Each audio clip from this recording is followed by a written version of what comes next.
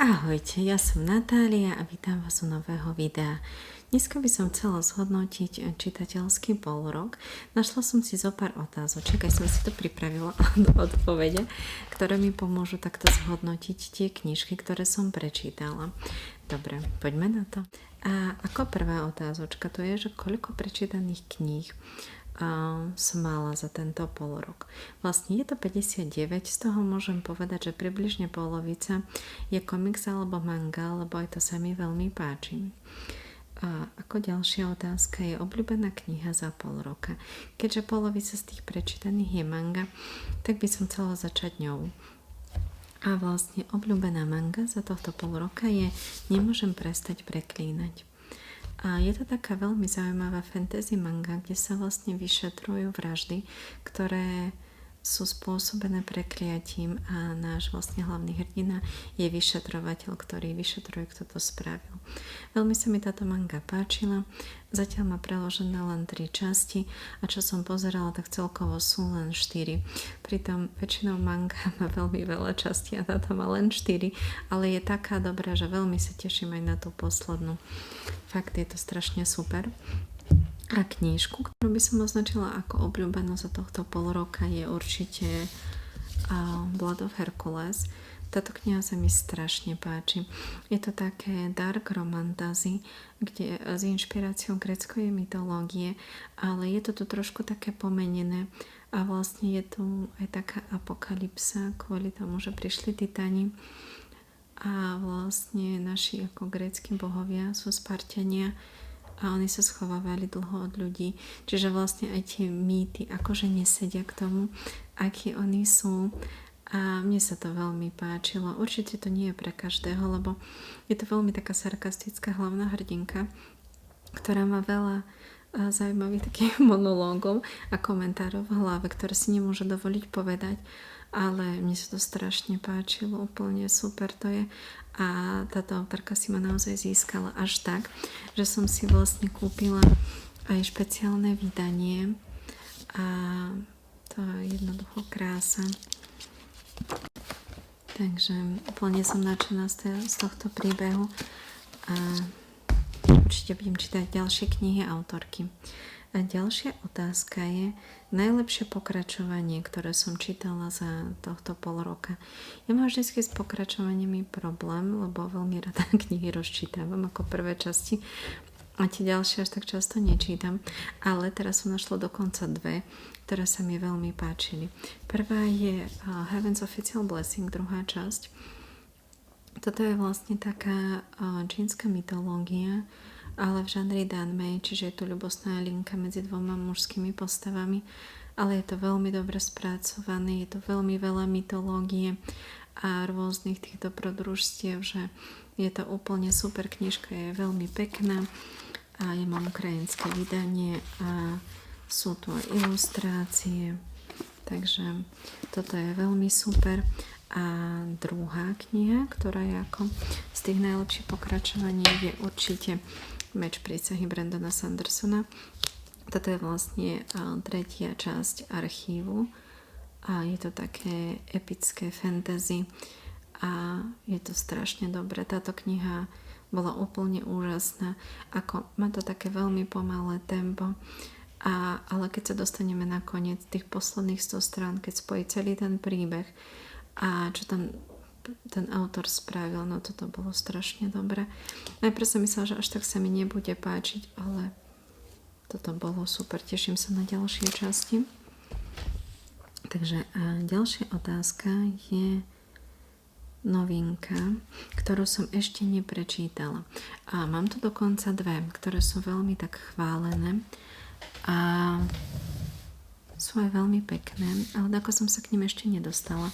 Prvá z nich je Puto z Lovoka, táto úplne krásna knížka a tako mi aj hovorili, že možno je lepšie počkať na ďalšiu časť, lebo vraj to má taký koniec.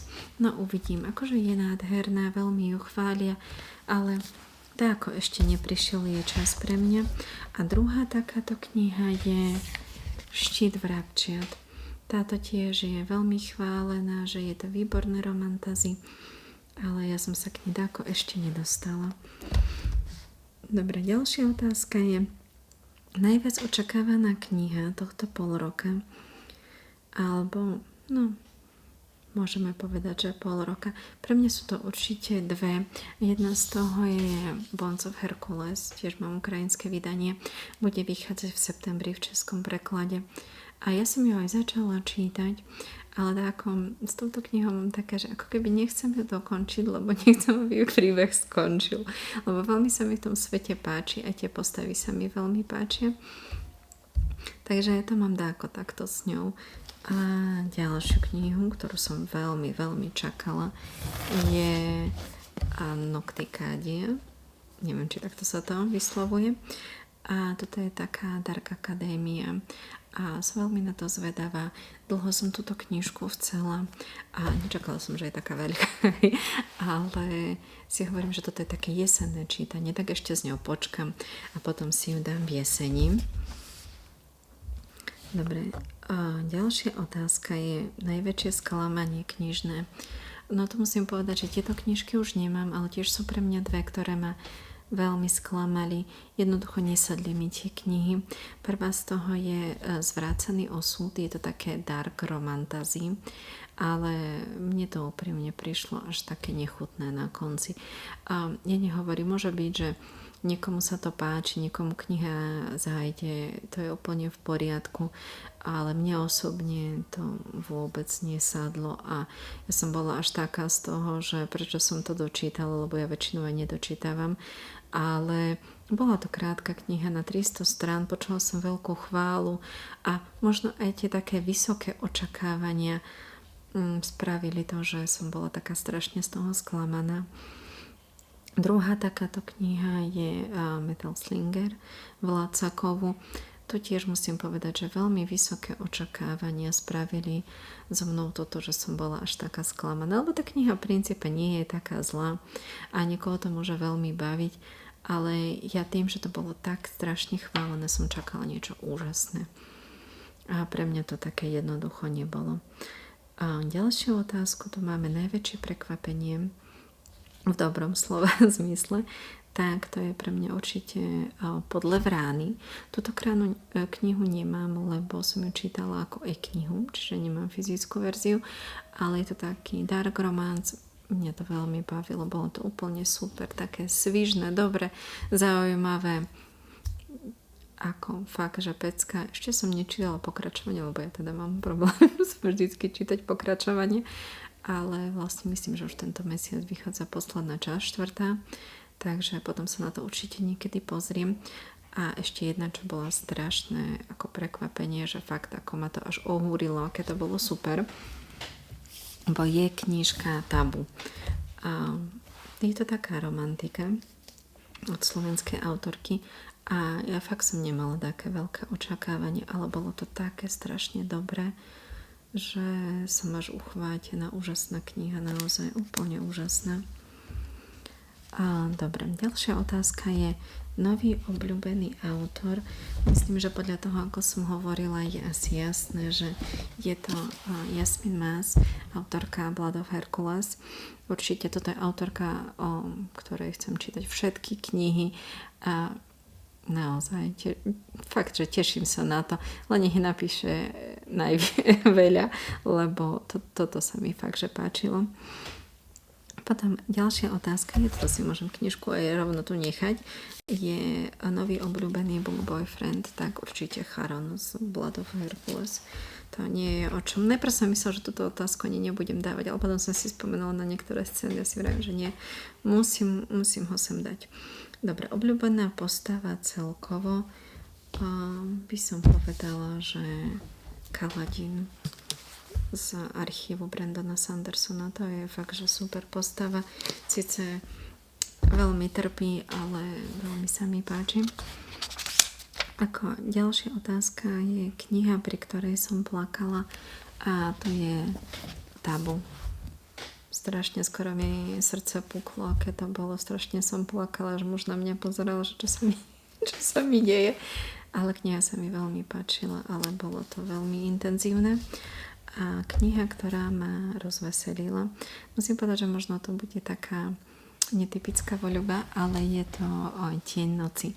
Nie, že by to bola taká komédia, ale je to taký Dark Academia, ale vlastne tie postavy mali veľmi vtipné dialógy medzi sebou a bolo to strašne super, že normálne som sa smiala na hlas, takže to bolo fajn. A ďalšia otázka je najkrajšie vydanie. A určite by som dala Puto z Lovolka. Toto je veľmi pekne vydaná knižka. Keď si zoberiem, že má oriesku, má to takto, keď dám to dole, takáto krásna. No a má aj takéto ilustrácie. Čiže toto je fakt jedno z tých najkrajších vydaní tohto pol roka. A ešte mám jednu takú ukrajinskú knihu, ktorá sa mi tiež ako veľmi páči vydaním, hlavne preto som si ju zobrala. A je to vlastne Brimstone. Veľmi sa mi páči táto obálka, je to vlastne od môjho obľúbeného výtvarníka. Myslím, že on je Španiel a oni prebrali vlastne túto obálku, čiže vlastne toto sa mi strašne páči. To sú len takéto motýle, ale pre túto obálku som túto knihu chcela. A ešte posledná otázka, čo chcem ešte prečítať tento rok. Čiže, čo by som povedala?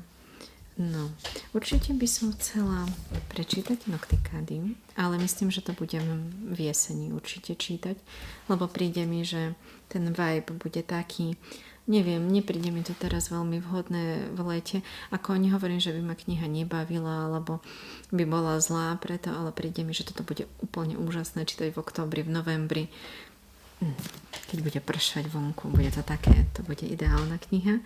Potom určite chcem dočítať Bonds of Hercules, aj keď sa mi strašne páči, nechcem, aby končila, ale mala by som ju dočítať, bolo by to super, lebo určite to bude úžasné. Autorka už povedala, že bude 3. časť o rok.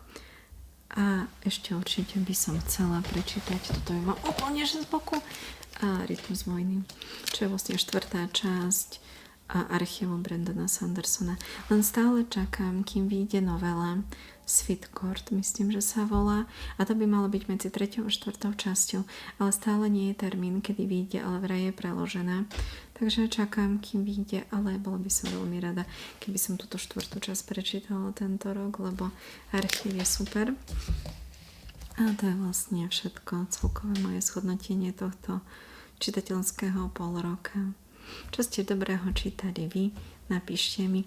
Ak sa vám video páčilo, dajte mi like, dajte sledovať kanál a do nových videí. Ahojte.